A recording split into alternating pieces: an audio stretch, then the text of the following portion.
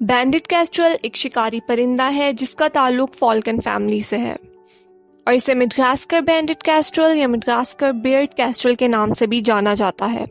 इसके करीबी साथी परिंदे सुरमई कैस्ट्रल और मेनलैंड अफ्रीका के डिकिंसन के कैस्ट्रल हैं और तीनों को बाज़ औक़ात सब जीन्स डायसोडेक्टस में रखा जाता है।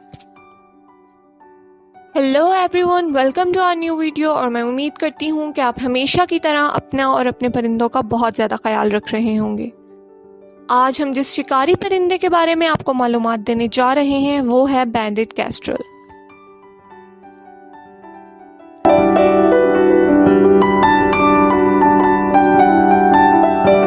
बैंडिट कैस्ट्रल मडागास्कर के लिए मुकामी है, जिसका मतलब है कि ये वहाँ पाया जाता है और दुनिया में कहीं नहीं पाया जाता। ये बरसाती जंगल के किनारों, जंगल की सफाई, सानवी जंगल और खुश्क जंगल में 2000 मीटर तक आबाद है। ऐसा लगता है कि ये खास तौर पर मुल्क के जनूब में मडागास्कर के चमड़ेदार जंगलात में वक्त गुजारने को तरजीह देता है।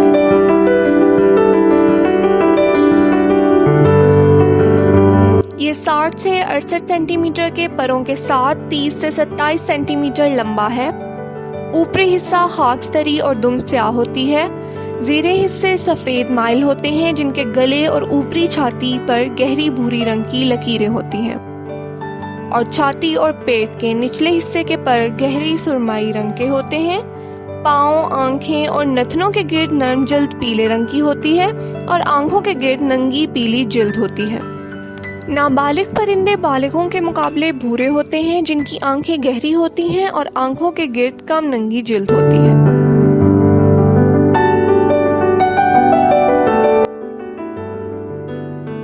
पेरिग्राइन फंड के माहिरीन हयात ने कहा है कि ये नोहे खुफिया है और इसका पता लगाना मुश्किल है, और दूसरों ने इसे परवाज और बैठने के दौरान फॉल्कन से ज़्यादा तेज़ रफ्तार के तौर पर जाहिर किया है। लेकिन यकीन रखें, बैंडिट कैस्ट्रल एक फॉल्कन है और ये एक खूबसूरत परिंदा है। बैंडिट कैस्ट्रल को मुनासिब तौर पर नाम दिया गया है क्योंकि उसका गला, उसकी छाती और उसके पेट का ऊपरी हिस्सा उफ़क़ी बारंग से मुज़य्यन है। ये रैपर्ड एक गैर हिजरत करने वाला, रोज़ाना का शिकार करने वाला परिंदा है जो कभी वनीला और कॉफ़ी के बागात में शिकार करते और बैठते पाया जा सकता है। इसकी आवाज़ एक आम कैस्ट्रल कॉल है, हालांकि आमतौर पर यह बहुत ज़्यादा आवाज़ रखने वाली नस्ल नहीं है।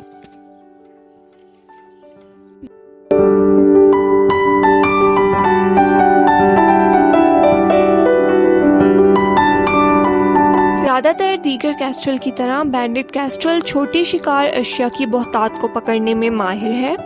ये खूबसूरत फॉल्कन बहुत ज़्यादा छोटी छिपकलियों जैसे गेकूज और गिरगिट पर और कम से कम कभी कभार सांपों को भी खाता है। ये कीड़े मकोड़े का भी शिकार करता है जैसे बरंग, टिड्डी और किरकिट। जब मौका मिलेगा तो ये छोटे परिंदों को भी खाएगा। जब ज़मीन या दरख्तों पर रहने वाले शिकार की तलाश में होता है तो ये ज़मीन के साथ चलते हुए दरख्त के तने पर चढ़ने या दरख्तों की निचली शाखों में टहलते हुए अपनी खुदाई को छीनने के लिए एक तेज़ परवाज़ करेगा। जब हवाई शिकार के ताक़ुब में होता है तो ये लंबे दरख्तों में बहुत ज़्यादा वक्त गुजारता है, जिससे वो अपने इर्द गिर्द के इलाके का अच्छा नज़ारा करता है। जब एक लजीज खाना उड़ता है तो वो बाहर निकलते हैं और दरमियानी हवा में अपने शिकार को पकड़ लेते हैं।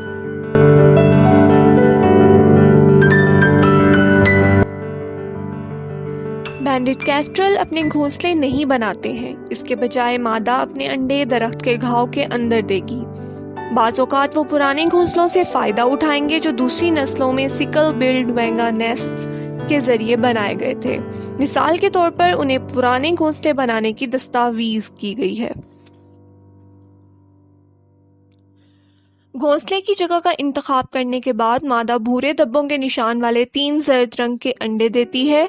एक बार अंडे देने के बाद मादा इंक्यूबेशन के ज़्यादातर फ़राइज़ अंजाम देगी। इसका मतलब है कि वो अगले 28 से 30 दिनों तक तकरीबन सारा दिन अपने अंडों पर बैठी घोंसले में रहेगी। घोंसले के बच्चे निकलने के बाद वो नीचे सफ़ेद पंखों से ढके होते हैं।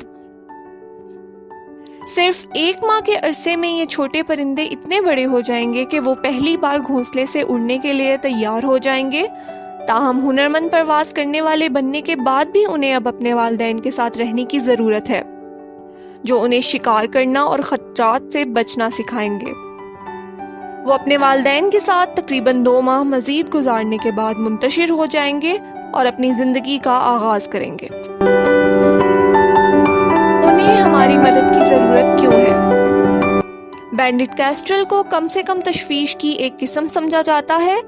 اس کا مطلب یہ ہے کہ سائنسدان اس نو کے مستقبل کے بارے میں کافی اچھا محسوس کرتے ہیں۔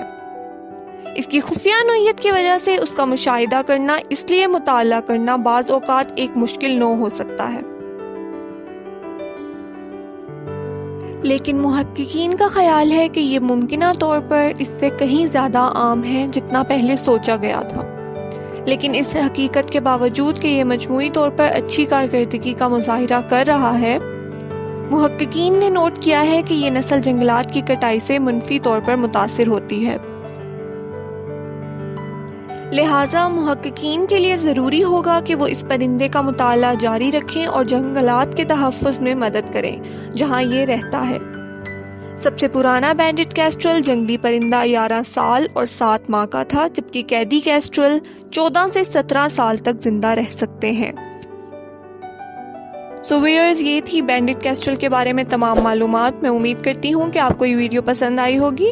اس ویڈیو کو لائک کر دیں اور ہمارے YouTube چینل کو ضرور سبسکرائب کر دیں۔ شکریہ۔